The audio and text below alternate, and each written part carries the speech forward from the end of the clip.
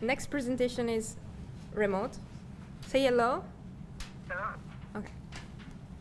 Let's see if this is... Say it again. Hello. Can you hear me? Yeah. Okay. Okay. This should be interesting. It's the first time I've given a talk via an iPhone. It's on the iPhone. So it's a combination of high tech and low tech here. Yeah. Yes. First time for us too. Can you, Okay, are I you can watching the stream so you can see this? He's watching the stream. Okay. Yeah. So this is... Are you So I have the PDF ready. So when you're ready, I'm ready. Okay. So let's see. First page is, thanks for having me. I'm Randall Smith from the Astrophysical Observatory up in Cambridge. I've actually worked for SAO for almost 10 years now, and I admit that I've never actually been to the Smithsonian except as a visitor, at least at the many museums. So someday I hope to get down there, but for the most part, it's a different world. And I've been listening to many of the talks today. They've been very interesting, but I fear this will be slightly an orthogonal direction to what a lot of other people have been presenting, especially because my user base is very different. But regardless, we'll forge ahead. So my app is called the AtomDB app, and AtomDB actually just stands for Atomic Database. And it is what it says on the cover. It's a database of atomic values, wavelengths, rates. It also has bibliography listings for references for all of those items. Primarily used for X-ray spectroscopy, specifically astrophysics, astrophysical X-ray spectroscopy. Now you might wonder exactly what are X-ray astrophysicists doing with this kind of data, and the answer is we're trying to figure out what generates mostly either hot plasmas or plasmas in extreme environments. So this would be a plasma near a black hole, maybe a plasma left over after a star exploded, or just a regular old star. All of these things, in order to understand what you're looking at, you need to have some atomic data as a background. And AtomDB is there. It was released in 2001. It's now more or less the standard source in the field. I've got a couple of competitors with it, and we all work together actually. But certainly AtomDB is the main one. So what is this app? It is really designed for astrophysicists, which is admittedly sort of a small group of people to be designing an app for. It was created here at SAO by the AtomDB team, which is a small group of us. And the code itself was written by an outside contractor. I had originally had dreams of writing it myself because I used to know how to program, but I soon gave that up, and now that I've actually seen the code, I've realized that there are real programmers, and then there are people who learned a little bit of it when they were in graduate school, and those are two different groups of people entirely. So, but it's just a single outside contractor. Tom Kent is the CEO and only programmer and only employee of Accessible Software, but he did a fantastic job. So what was the project timeline? Well, this sort of got started in spring 2012. I had been talking with Tom about other projects that we've been working on, and he mentioned that he was sort of interested in working on iPad apps or iOS apps. And I said, boy, that's an interesting idea, because I've always wanted to do an app for my AtomDB tool or database. And he said he'd be willing to cut me a reasonable rate on it, because he was going to do it as a learning exercise, and we were working together on other projects. So we came to an agreement. Contract was issued in November.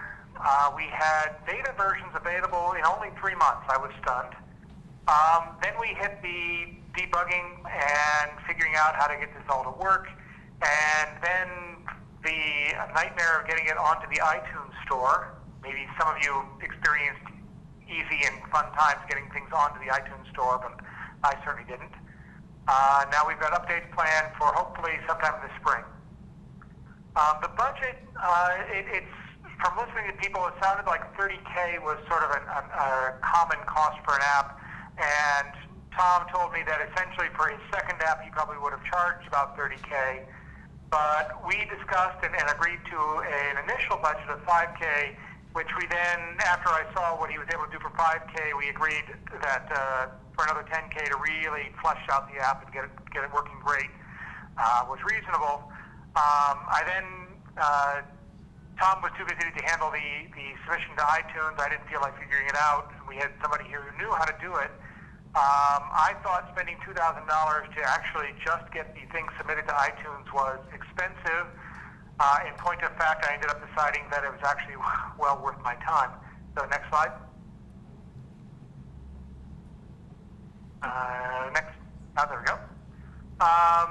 So, did we actually succeed with what we were doing? Now, this is where things are a little bit different for this app than for many of the others that we've been hearing about. The real goal for this app was to demonstrate that it was possible to make GUI software that you could actually use for X-ray astrophysicists.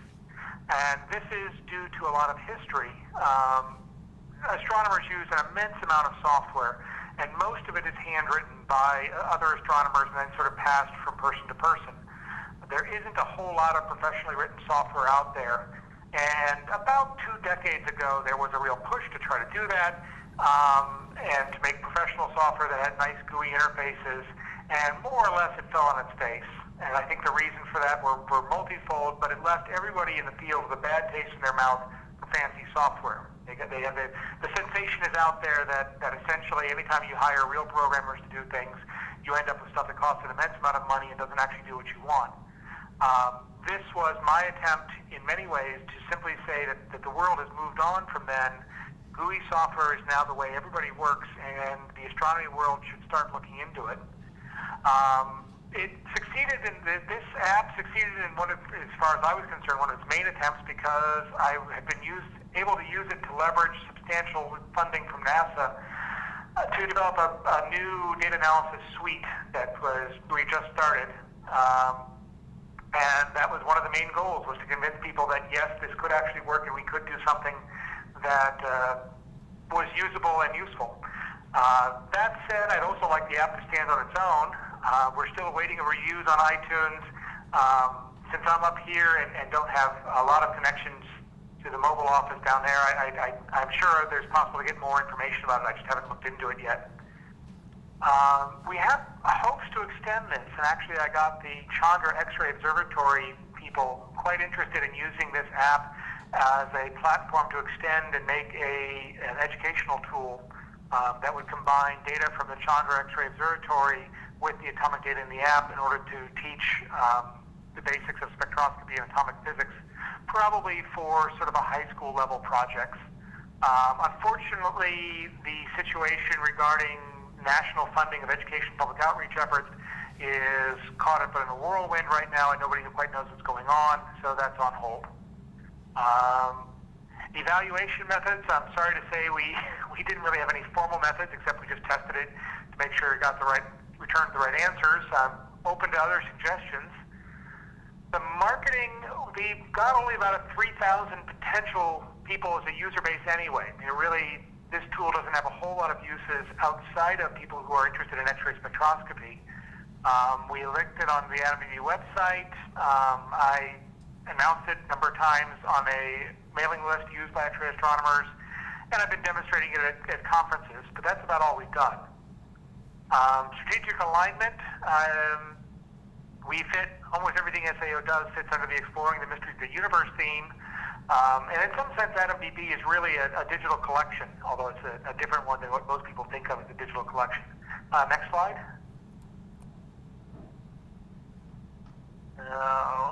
Lessons observed. Successes. Although I think overall, like I said, my main goal for the app worked. I'd say really the two-stage buzzer process worked well. I was concerned about putting too much money into something that wouldn't work. I had the same concern as the rest of my field. But with 5K, we were able to demonstrate that it was going to work, and it gave me the option to cut my losses if it wasn't going to. Did discover that the end use of design, user design, took more work than I was expecting, and this was because sort of I knew what was needed, and the developer knew what was doable, and we had to sort of go back and forth. We had a number of meetings to discuss design and how to use it, sketching things on a notepad. And via that interactive approach, we came to a design that we were both very, very happy with. Did take a number of meetings, though. Okay, next, and we move on to the failures. Next slide. One of the biggest ones, and this was a lesson to me, software developers are not mathematicians, and the things that I thought were easy were not the things that he thought were easy. We had a major problem just trying to explain how the database worked and how to extract information from the database. Things that I thought were obvious, and this is the standard problem of the academic who's too close to his field. I just didn't think about the fact that things that I just knew intrinsically weren't in fact obvious to anybody except me. Once I figured that out, I think things moved along faster. As I mentioned, submitting the app to the iTunes Store was a nightmare. One of the things that I got for that $2,000 was detailed documentation on how to actually submit the software in order to get it approved. And that was extremely useful, and I'm hoping will make the next time I submit an update faster. But testing, just general testing, was difficult. I ended up having to buy a couple of different iPads in order to try it out on different modes. Since we up here at SAO, we don't have a whole lot of other people doing this kind of stuff. I think this was the first SAO app. So I ended up having to buy a couple of different iPads. It wasn't the end of the world, but it was still sort of challenging. There's been a desire for an Android version, but I don't have the money to do everything. And seeing the last talk, which noted that only 12% of the use cases were Android, was actually helpful to me because it means that I'm not wasting my money by not doing it. Or at least I'm not missing a big opportunity by not doing it. I've also had a number of people asking for iPhone versions. That's a real problem for this app because if you download it, you'll see it's got a lot of features on it that just couldn't be squeezed into an iPhone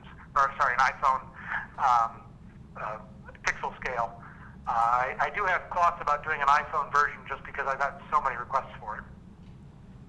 Longer term issues, and then this is my last slide. Maintenance. AtomDB is a ongoing project and has been since 2001. The funding has always been provided by NASA on 3-year rolling grants, so you never know every 3 years whether or not NASA is going to feel like renewing us or not. But so long as they are, then this is now part of our regular release schedule. And we have also put all the code up on our website. The link is there. So if any of this would be useful to you, you're more than welcome to grab it. We had to go round and round for a bit on what the official license to use for SI open source products were. Hopefully we came to the right answer. It is one of those questions that you can ask multiple people and get multiple answers on. But the code is essentially freely available and anybody can download it. So that's what the app does. Thanks for the opportunity to talk to you, and happy to take any questions. Okay. Thank you.